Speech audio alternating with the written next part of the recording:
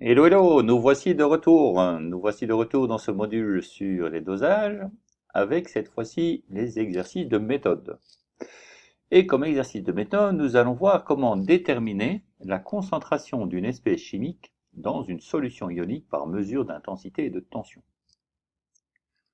Donc, on souhaite déterminer la concentration en ion potassium, K+, d'une solution de chlorure de potassium, K plus aqueux plus Cl moins aqueux. Pour cela, on a mesuré la valeur I de l'intensité du courant pour des solutions de chlorure de potassium de concentration différentes. La tension appliquée à la cellule est maintenue constante pendant toute l'expérience. À l'aide des valeurs obtenues expérimentalement, on a tracé le graphe ci-dessous. C'est le graphe qui donne la conductance, ici, en 10-3, c'est-à-dire en millième d'O-1, en fonction de la concentration, qui est donnée en 10-2, c'est-à-dire en centièmes de mol par litre. Et on voit que ce qu'on obtient, c'est une courbe G, conductance, qui est fonction de la concentration.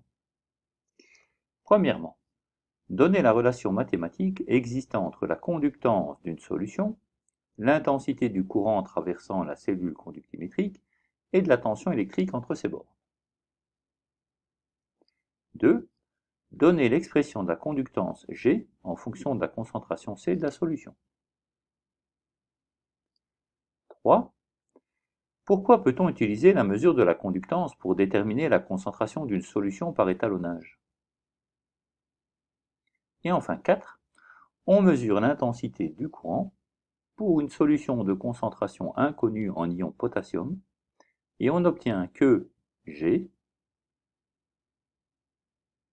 est égal à 4-10-4 Siemens. Déterminer graphiquement la valeur de C. Voilà. Donc c'est la question à laquelle il faut répondre et pour cela, bien, comme d'habitude, vous arrêtez la vidéo, papier crayon et vous résolvez ceci du mieux que vous pouvez. Alors, que ça a été ou que ça n'ait pas été, je vous donne quelques petits conseils. Et puis on se revoit juste après pour une solution. Donc ceux qui ont pu le faire sans les conseils, très bien. Vous passez cette petite étape et vous me rejoignez directement à la solution. Pour ceux qui n'ont pas su démarrer sur la base de l'exercice même, voici les conseils. Donc pour le 1 ici, il faut connaître la relation entre conductance, intensité du courant et tension électrique. Encore un petit peu plus, une conductance, c'est l'inverse d'une résistance. Deuxièmement, donner l'expression de la conductance G en fonction de la concentration C de la solution. Et pour ça, il faut connaître les formules faisant intervenir conductance, conductivité et concentration d'une solution. Enfin 3, pour pouvoir faire un dosage par étalonnage, il est nécessaire d'étudier une grandeur physique qui est proportionnelle à la concentration de la solution. Et 4, il faut savoir lire un graphique pour en extraire une donnée, abscisse ordonnée. Voilà. Eh bien écoutez, avec ces conseils, vous devez pouvoir aller jusqu'au bout. Bon travail, à tout de suite. Alors, voici la solution à cet exercice. Donc pour la première question, la relation dont on parle qui relie la conductance à l'intensité et à la tension, c'est G est égal à I sur U. D'accord? Rappelez-vous la loi d'Ohm, c'était l'inverse, la résistance est égale à U sur I. Donc comme G, la conductance, est l'inverse de la résistance, on aura que G est égal à I sur U. Deuxièmement, pour pouvoir répondre à la 2, je vous ai refait ici un petit schéma, d'accord, qui montre effectivement une cellule conductimétrique qui permet de mesurer la conductivité en solution. Eh bien, par définition, on aura que la conductance G est égale à la conductivité sigma fois S sur L, où S, c'est la surface ici de l'électrode qui est immergée, et L, c'est la largeur, ou c'est la longueur, comme vous préférez, entre les électrodes. D'accord? Ça, c'est ce qu'on appelle la constante de cellule. Je ne l'avais pas indiqué texto tel quel dans les rappels, donc je vous le donne ici.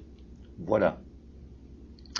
Alors, dans ce cas-ci, pour la solution que l'on a, sigma, la conductivité, ça vous l'avez vu, c'est la relation de Colrausch, c'est lambda, la conductivité ionique molaire, des ions potassium en phase aqueuse, d'accord, plus lambda de la conductivité ionique molaire des ions chlore en solution aqueuse, le tout fois la concentration C. Et la concentration C représente à la fois la concentration en ion potassium qu'on avait et en ion chlore qu'on avait, parce que ces deux-là étaient dans des coefficients stoichiométriques 1,1. On en déduit donc, grâce à ces deux relations, que G est égal à lambda, la conductivité ionique molaire du potassium en solution aqueuse, plus la conductivité ionique molaire du chlore en solution aqueuse, fois la concentration, tout ça, fois la concentration, fois S, la surface des électrodes immergées, divisé par L, la distance entre les électrodes. Voilà. Alors, les dimensions de la cellule. La cellule qu'on plonge là dans la solution, c'est toujours la même dimension.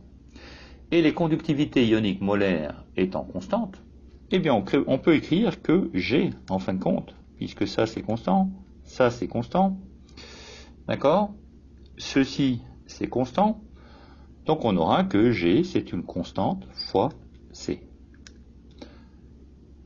Ok? Donc la conductance est une relation directement proportionnelle à la concentration. Boum. Avec K qui est le coefficient de proportionnalité, qui est ce que j'ai juste entouré ici au-dessus, c'est-à-dire lambda de K plus aqueux, plus lambda du chlorure aqueux, fois S sur L.